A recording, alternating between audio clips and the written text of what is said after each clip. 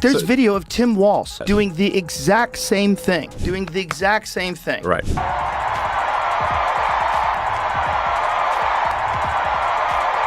Exact same thing, and Yes. he said, of course, it's a Nazi salute. He said that. Right. We spent 3 days debating, having them trying to debate. I'm going to make note of this. You are not getting off the hook at the next election if you vote no on this. You are not getting off the hook about us coming out there and making the case that 92% of people, and I don't even care in the most conservative of districts, it's well over 60% of people know this. At first, it didn't seem like much. It was just another clip, another political moment that should have been over. But there was something odd about it. When you saw it, it stuck with you. Drama and shouting weren't what kept it going. Rather, it was unnerving. The kind of feeling that progressively becomes stronger when a story you had previously accepted begins to seem a little strange. So I'm looking forward to CNN's apology to Nick Shirley, because Tim Walz just ended his campaign for re-election as Minnesota governor because of this cumulative reporting. Now we hear more political rhetoric. Enough. Enough is enough. And so to Minnesotans, don't take the bait. Do not take the bait. Do not allow them to deploy federal troops into here. Do not allow them to invoke the insurrection. Tim Walz was caught on camera acting in a way that some have criticized. The gesture and the situation matched, so it was obvious what people were concentrating on. But when the situation called for it, a lot of people openly saw it as a salute.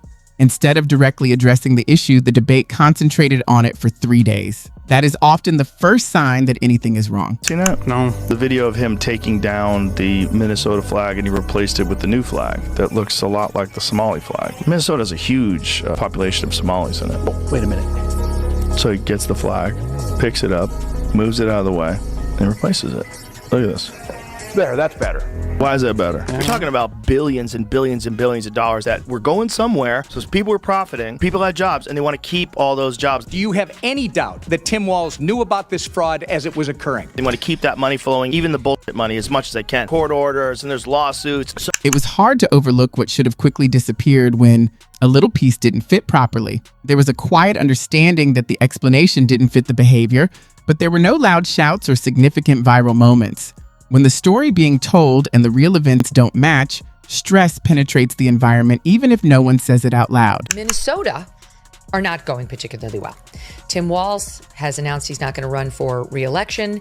And now we're learning, and DHS has swarmed 2,000 agents into Minneapolis to try to find out what's happening at these daycare centers and elsewhere, whether and how bad the fraud is. And then our pal Rich McHugh over at News Nation was just calling attention to this morning. Neither Megyn Kelly nor Joe Rogan offered much criticism to Tim Walz. Although it would have been simple to overlook the problem, they chose not to. They took their time, followed up with insightful questions, and allowed the quiet moments to do the talking. Such a tactic could be much riskier for well-crafted political images than harsh criticism could ever be. politicians are being pressured to try to keep a lot of the spending. Walz and Ellison were protecting fraudsters instead of investigating them. No coincidence that this is occurring largely in the Somali community. Because a lot of the spending is all shenanigans. It's moving around to thousands of different NGOs. Walz made a sanctuary state. He gave free healthcare, free college, and free licenses to illegals. And Walz looked the other way when Somali immigrants. Then came the video that made a lot of people pause rather than scroll past.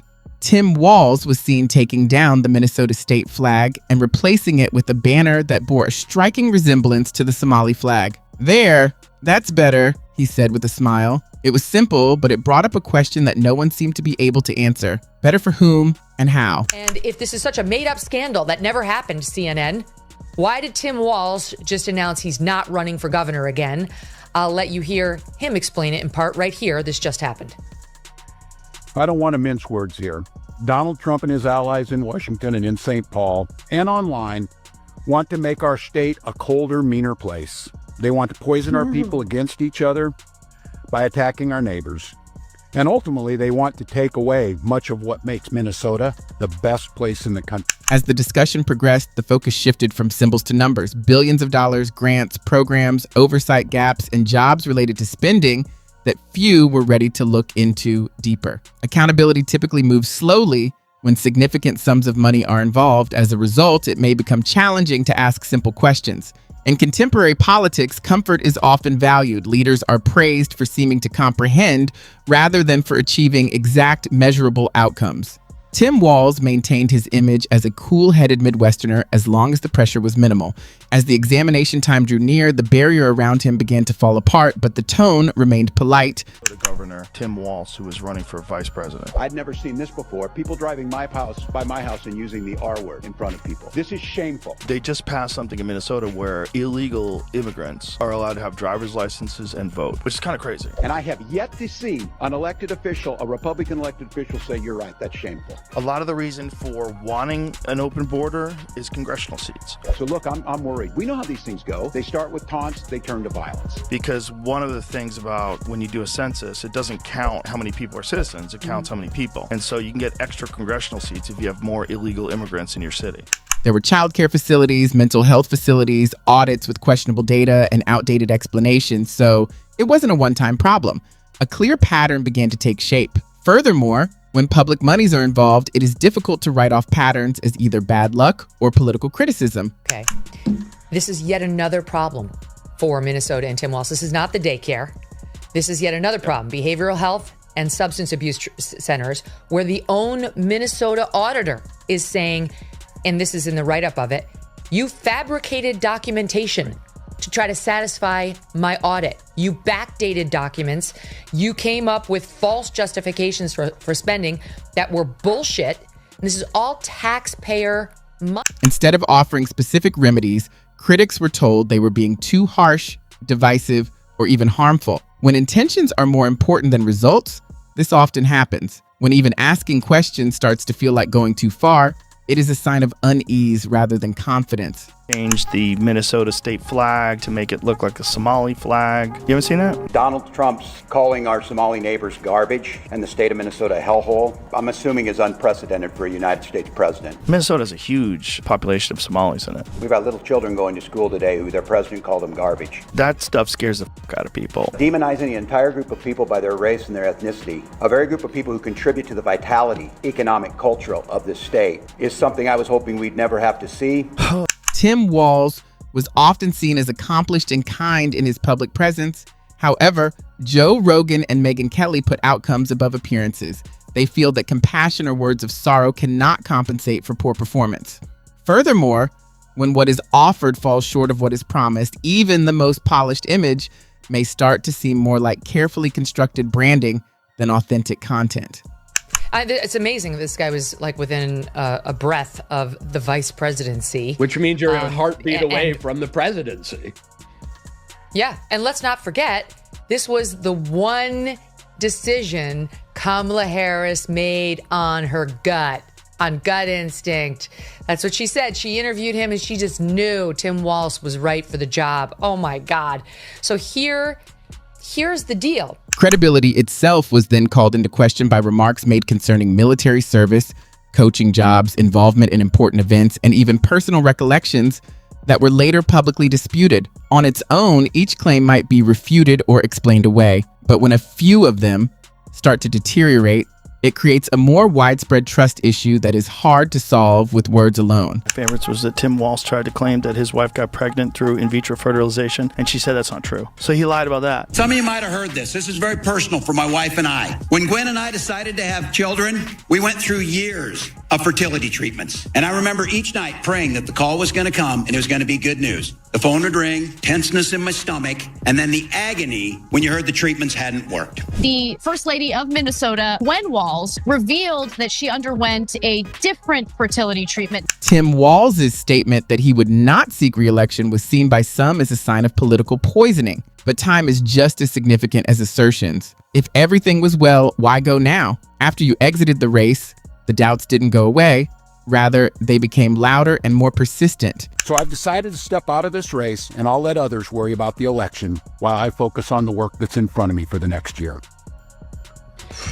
What is he going to turn into? Is he going to turn into Batman now? He's going to be a private citizen seeking out fraud and avenging wrongs. What's he even talking about? Right.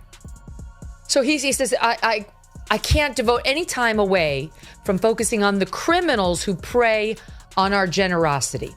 Now, literally, he was just calling those of us who are pointing at the Somali community within Minnesota. Instead of a dramatic takedown or significant finish, there was a delayed moment of realization.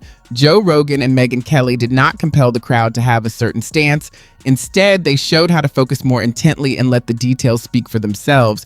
When more individuals begin to form connections, rather than relying on short, memorable passages, simplified stories also tend to lose their attraction. Insemination. What a weird guy he was. His wife had to come out and say he was lying. That guy lied about everything. He lied about being a head coach. He was an assistant coach. Lied about his military rank. Lied about whether or not he served in a war. I criticized his lying about his own record, okay? This is a guy who was captured on video saying, I carried a gun in war. He never went to war. Lied about whether or not he was in Tiananmen Square. Lies about everything. The event struck out because it was calm and tranquil rather than noisy or dramatic. Anger gave way to curiosity, and slogans gave way to reflection. If there is a clear disparity between words and acts, the political message starts to sound quite different. So Tim Walz is out there trying to blame his, I'm not going to run for re-election, literally on Donald Trump and his meanness.